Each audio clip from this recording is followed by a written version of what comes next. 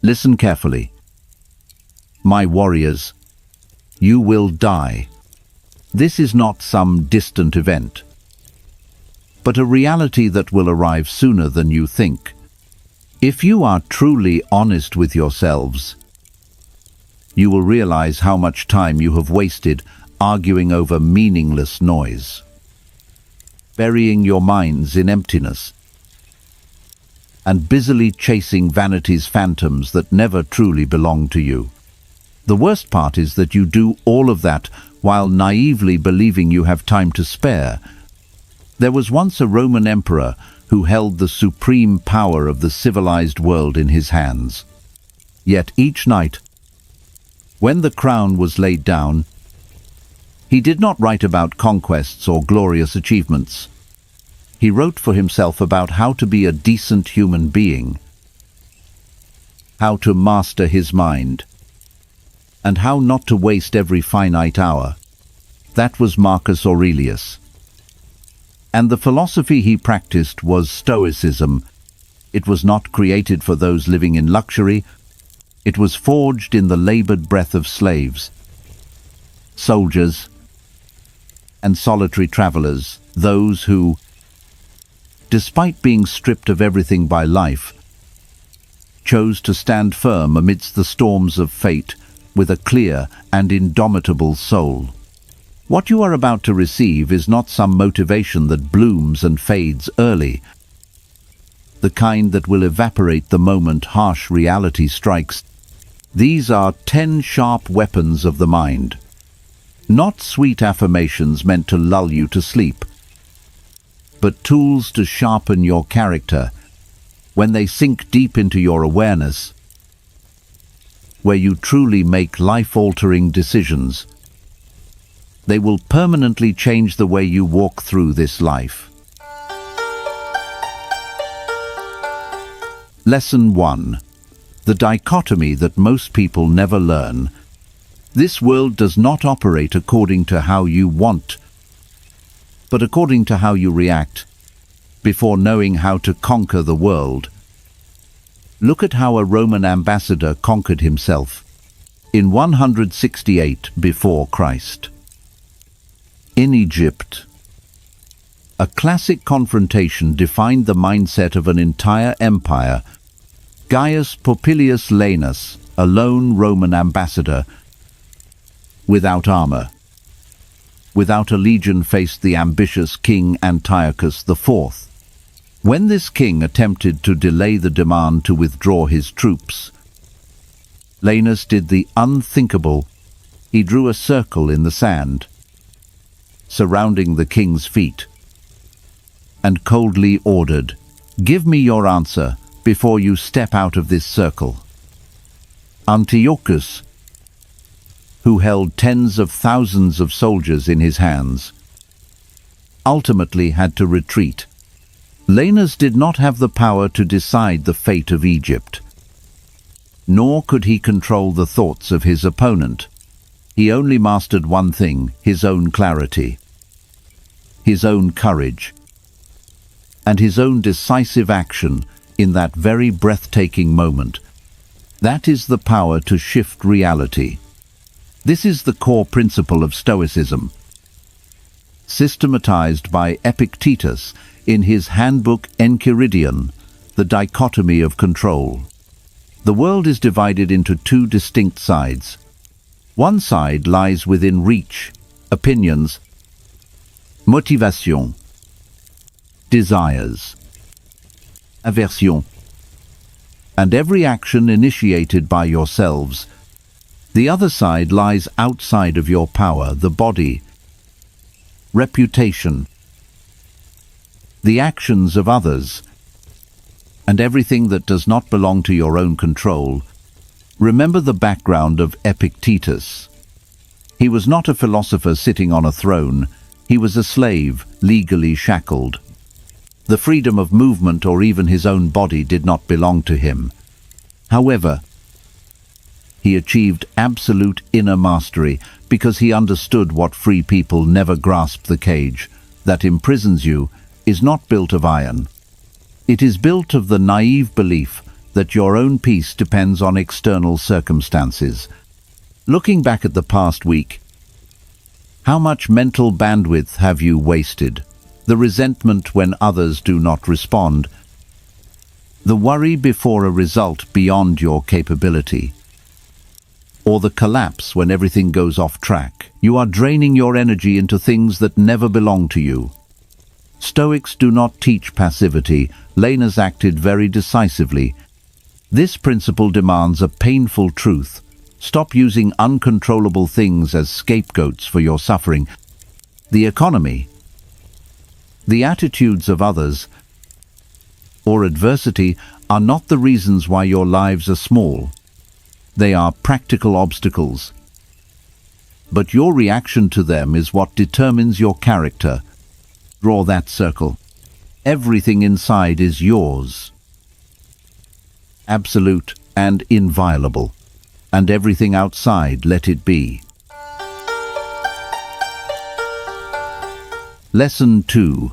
Voluntary hardship. Amidst the height of power and wealth of the Roman Empire, Seneca, the advisor to the emperor, the man who possessed massive estates, carried out a paradox once a month. He voluntarily gave up everything. He shed his silk robes to wear a coarse cloth, cast aside delicacies to eat the rations of the poor, and abandoned soft beds to lie on a thin mat. That was not a punishment, that was preparation. Seneca wanted to face the question that most of humanity is too afraid to utter: if the worst things happen, will I stand firm? When he realized the answer was yes, he attained something that gold and silver cannot buy: absolute freedom from the fear of loss.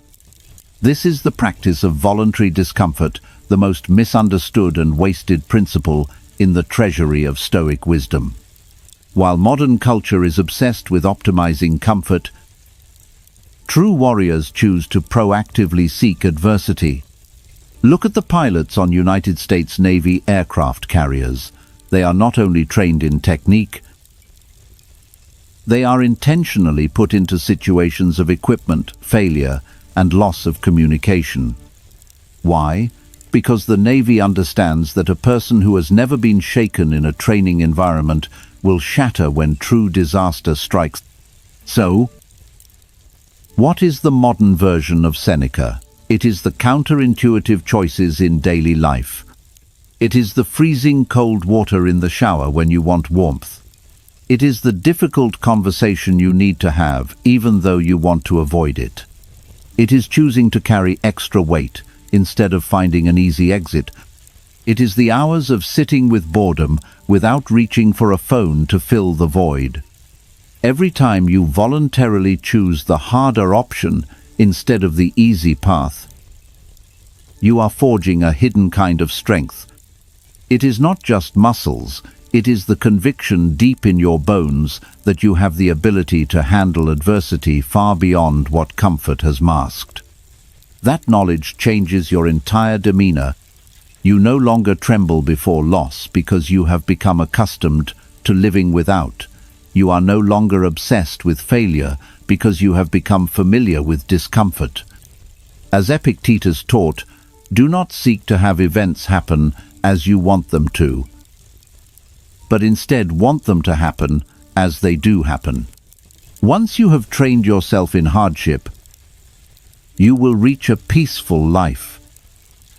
Not because life has no storms, but because you have become the rock in the midst of those storms.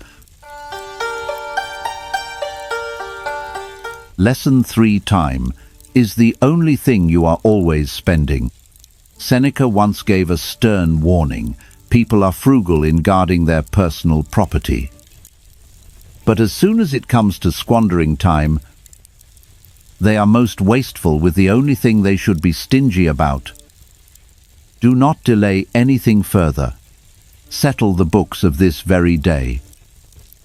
Because the one who lives fully is the one who can say at any moment, I have received everything that this day brought, because I was truly present there.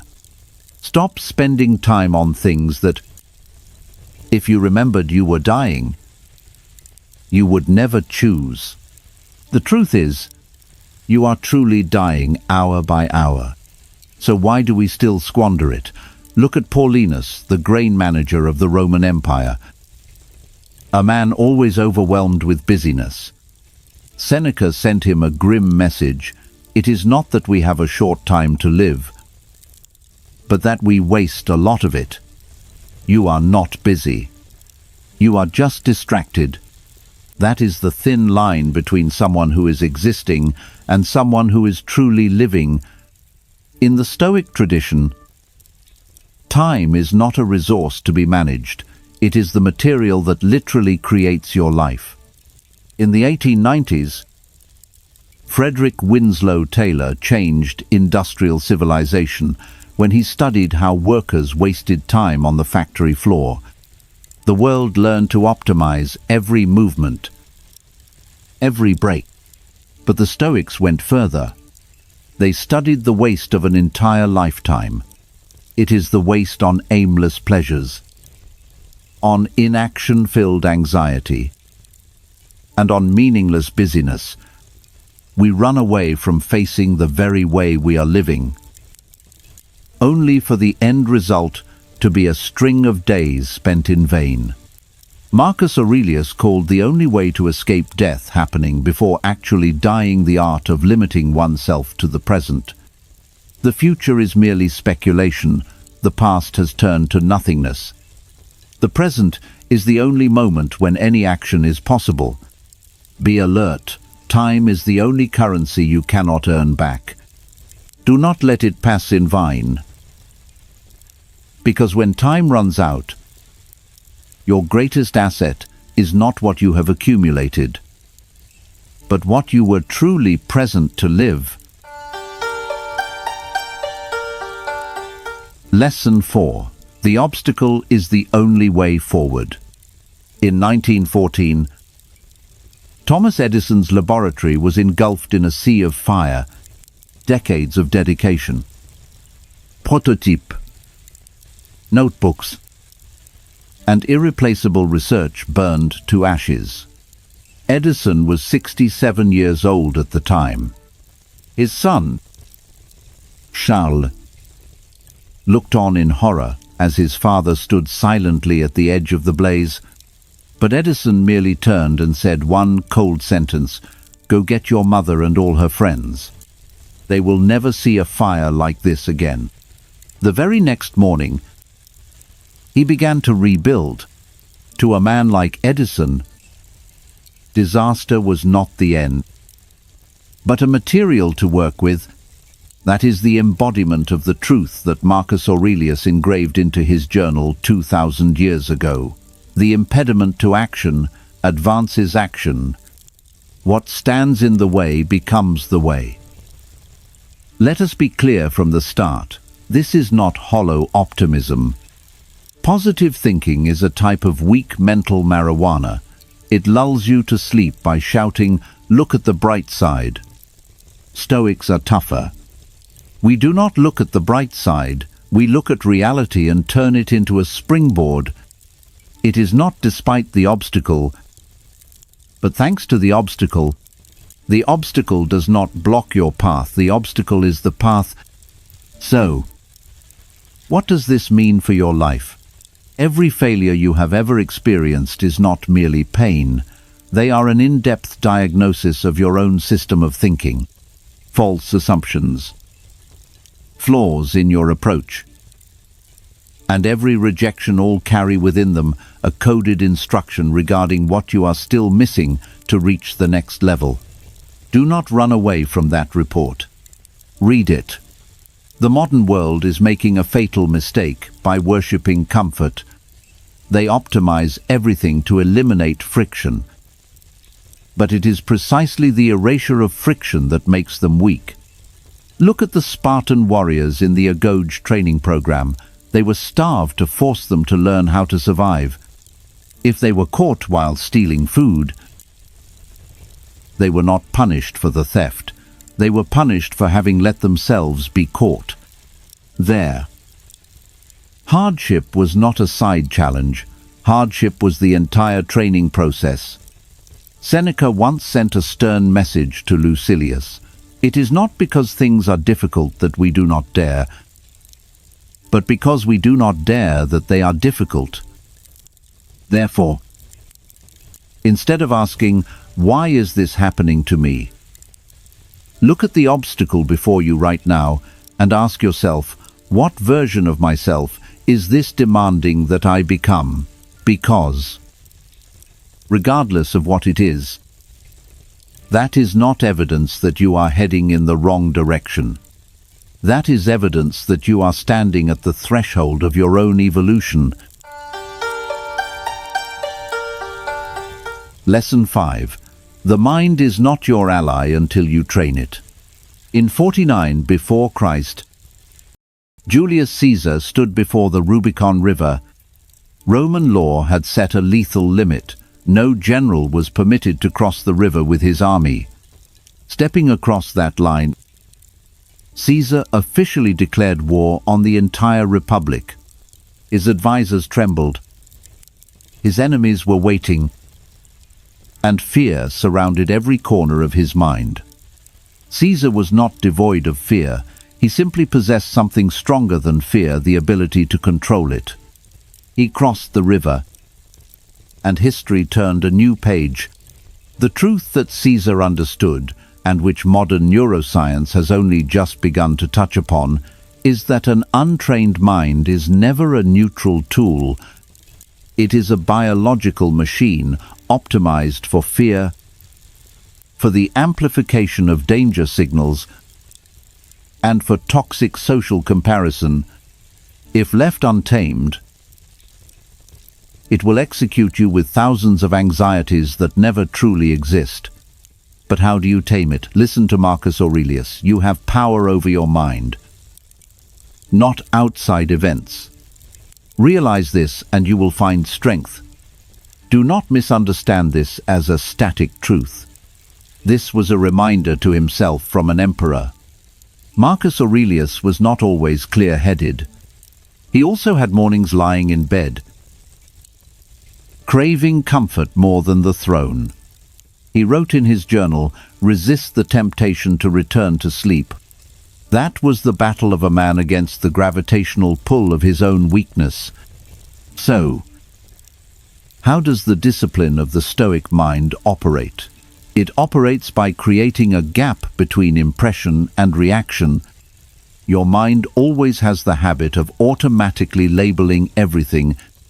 For instance, when receiving bad news, the mind screams that it is catastrophic. Then, when criticized, the mind whispers that you are not good enough. And even when a plan fails, the mind immediately concludes that you are broken. Stoic practice is to block this chain of automatic reaction.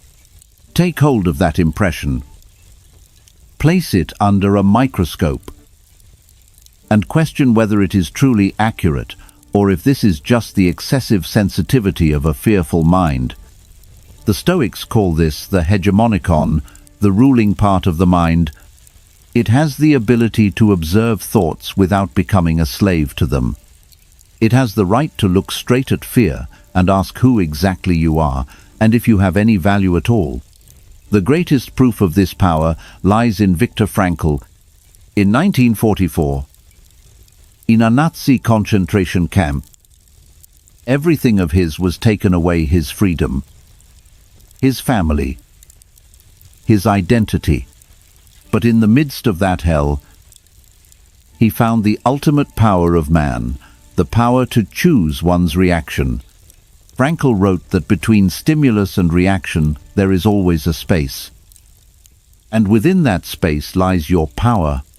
An untrained mind fills that space with panic reflexes, while a trained mind stands still in that space with pride. Every moment you self-reflect. Every second you pause before releasing angry words. Every time you stand apart to observe fear, instead of being completely controlled by it, are not soft spiritual habits, but true military exercises for the ruling part of your mind. Because a disciplined mind is never innate, but is the result of the most rigorous training process. Lesson 6. Negative visualization. In 1975, a shocking study overturned the nature of human happiness. Scientists tracked two groups of subjects, those who had just won the lottery and those who had unfortunately suffered accidents resulting in limb paralysis. They expected a permanent psychological difference, but the results were entirely the opposite. After only 1 year, the happiness levels of both groups returned to their initial baseline. Winning the lottery does not make people happy forever, and accidents do not keep people immersed in misery forever. The human mind is an incredibly sophisticated reset machine. This phenomenon is called hedonic adaptation. That is the fog of familiarity. What you have today, you take for granted tomorrow. What you once struggled to achieve suddenly becomes invisible once it is within your reach. The life you are living, the very thing your past self desperately craved, now becomes mundane and faded. The Stoics did not have modern psychological terms, but they possessed a powerful tool to shatter that adaptation. That is premeditatio malorum, also known as negative visualization. Even Alexander the Great, on the eve of his invasion of Persia, confessed a strange fear to his advisors. He was not afraid of his enemies. He was afraid that he would lose his vigilance and forget the feeling of loss. Practicing negative visualization is not morbid pessimism or meaningless anxiety. It is a structured contemplation of loss to restore vividness to reality. Seneca frequently performed this exercise. He would sit quietly and question himself, what would happen if I lost the ones I love? If the work I painstakingly built vanished into thin air? If the health I rely on disappeared tomorrow? The result of facing nothingness is something unexpected, intense gratitude. When you dare to look straight at the possibility of losing everything, you will no longer rush through life toward future illusions. Instead, you are present, you are grateful, you awaken right here. Marcus Aurelius once sat facing the possibility that he would lose his wife, his children, his empire, and even his own life. He did that not to frighten himself, but to ensure that while he was still with them, he truly cherished every moment. The modern world is always selling things that help you accumulate, upgrade, and possess more. But Stoicism teaches you the opposite. Cherish what you have by imagining a scenario where you lose it. Tonight, set aside 5 minutes of silence. Ask yourself, what if, when I wake up tomorrow, everything is no longer there, regardless of whether it is a relationship, health, or work? Do not do this to suffer. Do this to clearly see what you truly possess, to sweep away the fog of familiarity, and to see how magnificent and worthy your life is before everything passes away. Lesson 7. The discipline of desire. Wanting the right things. Let us begin with the story of 356 before Christ, when the temple of Artemis, one of the 7 wonders of the ancient world, was burned to ashes by Herostratus. He had no ideals, no religious motives, but only desired one single thing: immortality through fame. Although the people of Ephesus executed him and forbade the mention of his name, that very act of prohibition accidentally helped him achieve exactly what he wanted. It can be said that the story of Herostratus is the most typical example of the corruption of desire, when a human being is ready to trade all moral values just to achieve a result that lies beyond their own control. This is the moment we need to reflect on the principle of Epictetus. He taught that the source of all suffering never lies in circumstances, but lies in the fact that we place our desires in the wrong place.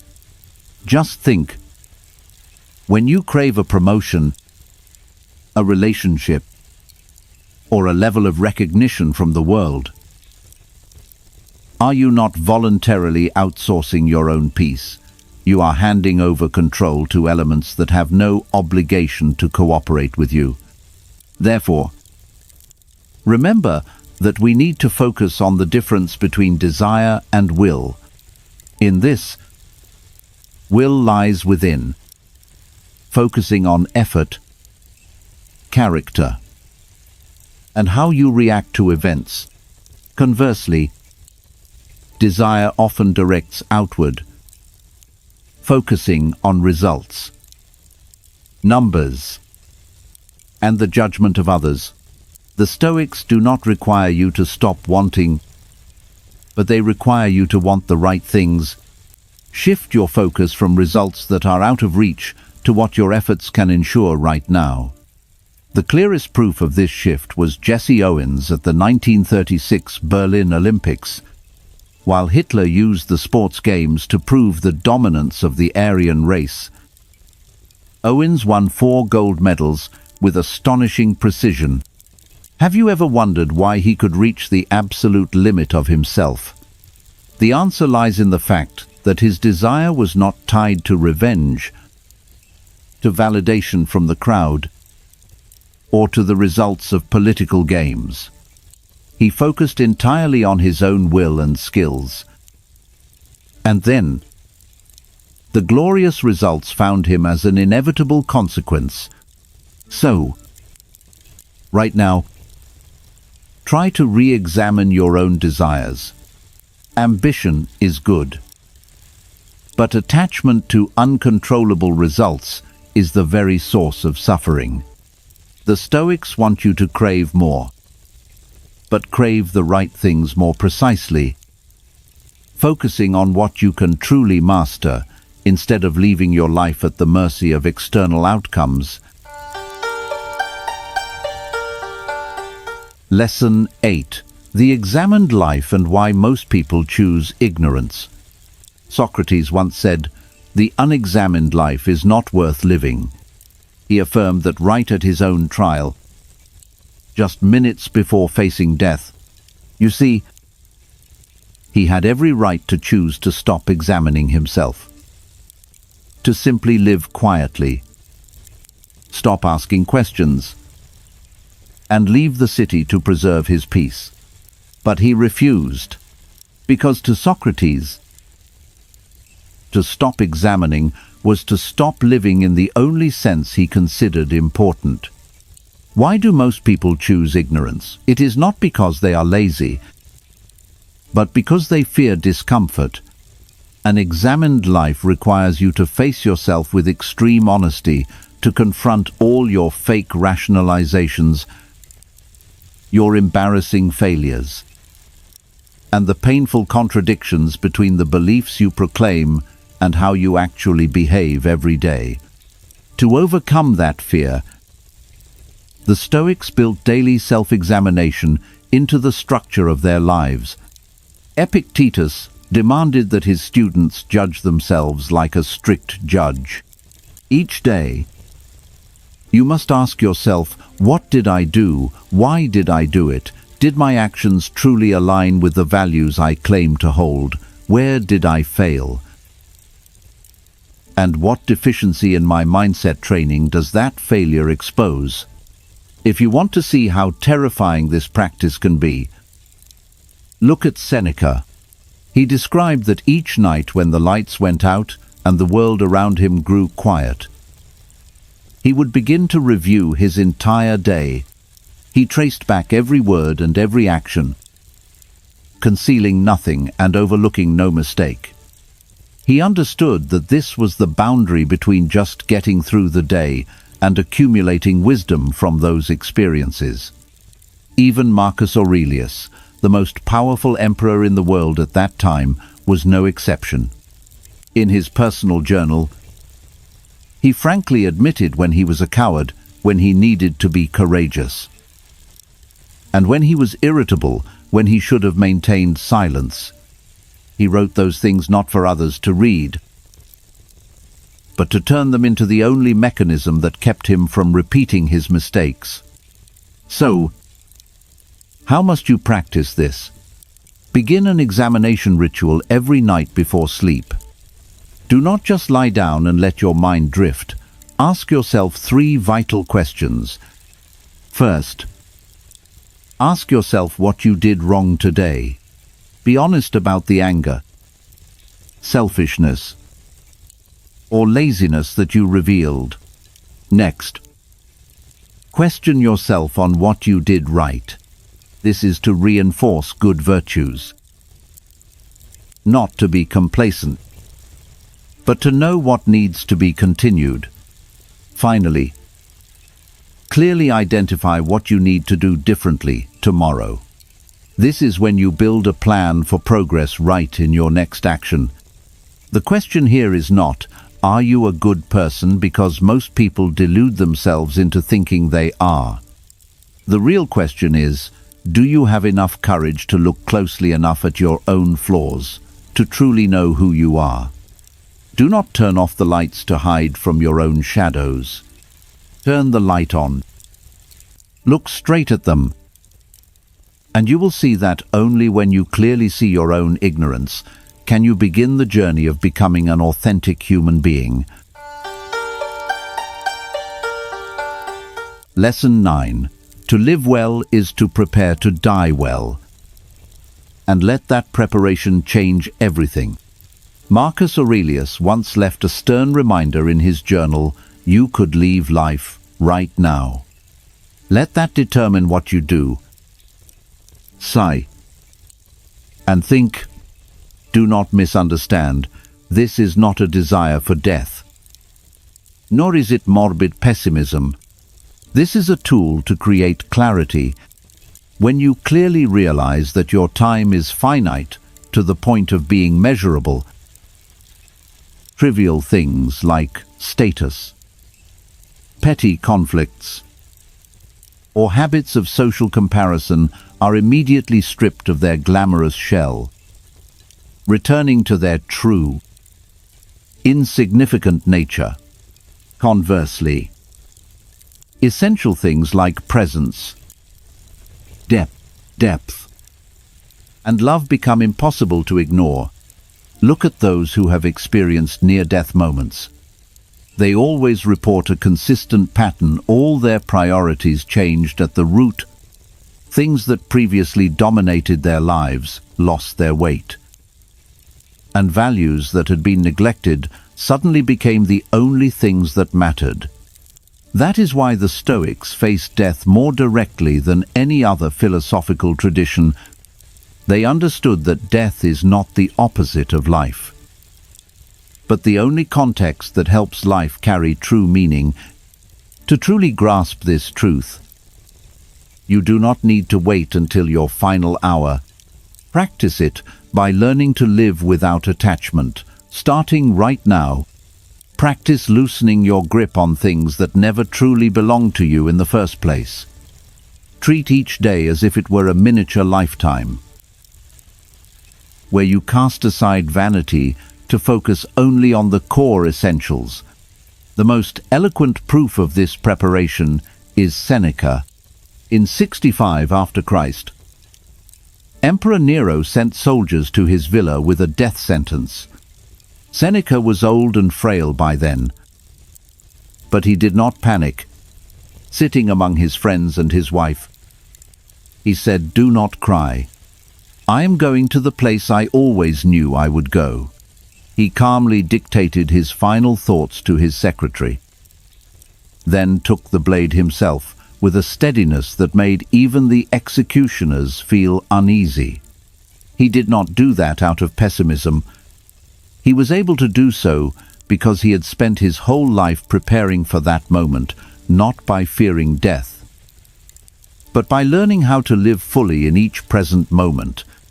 Therefore, ask yourself every morning when you wake up, if this were the last day, would I be letting meaningless conflicts take up my precious time?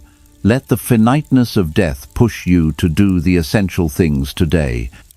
Because to live well is, in essence, the most perfect preparation to die well, so that when that moment comes, you can depart with the same steadiness and serenity that Seneca once possessed.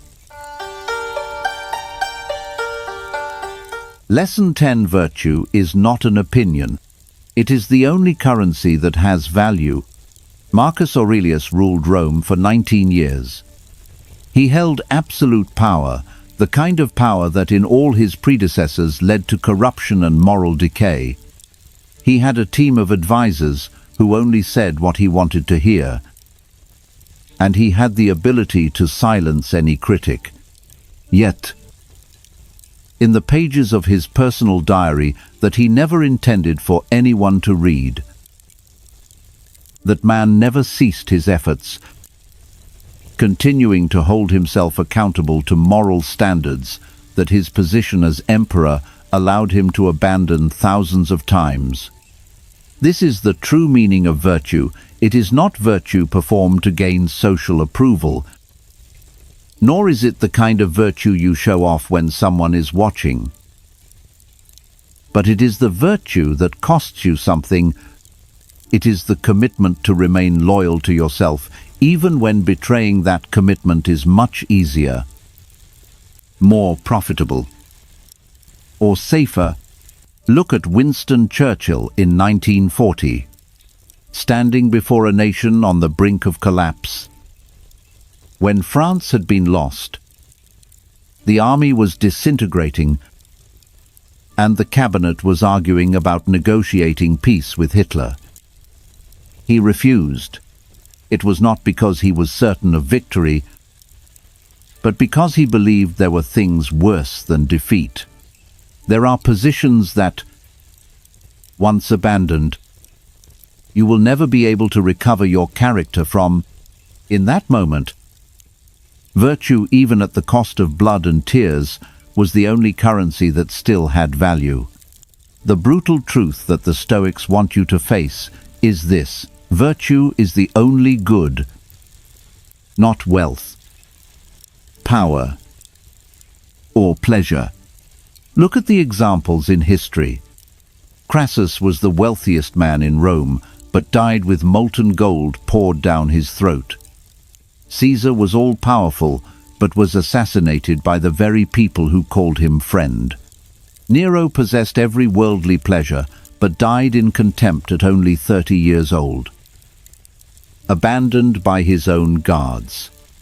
That is why the Stoics say that virtue is sufficient for happiness, not contributing, not useful, but sufficient. A man who knows he has acted rightly cannot be broken by the world, because his core account is full. Conversely, a person who has accumulated everything from wealth and status to recognition, but traded their integrity to get them, is living in a kind of bankruptcy that no success in the world can repair.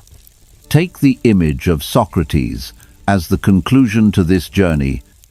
In 399 before Christ, he was sentenced to death by Athens itself, the city he had spent his whole life serving. Friends had arranged for him to escape. He could have lived in exile. He could have walked out of prison in the night. But he refused. He drank the poison and died right in the city that killed him. Why? Because if he lived by running away, he would contradict everything he had taught. A person who preaches virtue cannot use cowardice to buy their life. Finally, It is time for us to close this 10-lesson journey with a firm affirmation at the threshold of truth. Do not let what you have just heard slip away like a fleeting stream of ideas. Stoicism is not a collection of beautiful words for you to enjoy for a moment, but a sharp knife that cuts through the superficiality surrounding your life. You have known this truth deep down. You will die. Your loved ones will eventually depart, and all the glory you painstakingly cultivated will eventually be nothing but dust. Instead of trembling, let that realization become a flame that incinerates all vanity within you. Look at how Marcus Aurelius lived. He buried his own children, and watched the empire he carried on his shoulders crumble day by day under plague and war. But amidst that very ruin, he never lost the posture of a human being. He did not live for safety. He lived to affirm himself before destiny. He proved to us that a vast life is not measured by the number of years you exist, but by the completeness in every breath you dare to live.